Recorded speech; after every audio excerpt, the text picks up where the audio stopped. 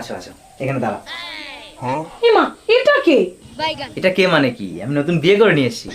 তুমি বিয়ে করেছো মানে? বিয়ে করেছে মানে কি? তুমি বললে না যে তুমি বাপের বাড়ি চলে যাওয়া রাগ করে, তা তুমি বাপের বাড়ি চলে যাও, আমি নতুন বউ নিয়ে থাকবো। তোমার আর আমার মধ্যে সামান্য একটা ঝগড়া হয়েছিল, তাই বলে তুমি একটা বিয়ে করে নিয়ে চলে আসবা?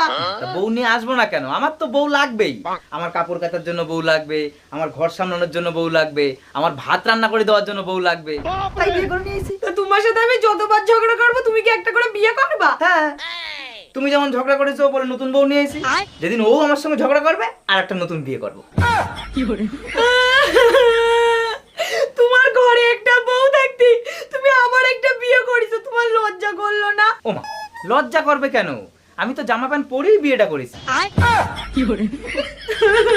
তুমি একটা কাজ করো, তুমি এটা বাড়ি দিয়ে আসো, আমি আর সতীনী সংসার করতে পারবো না। আর তাই বললে কি হয়? আমি ওর বিয়ে করে নিয়েছি, এখন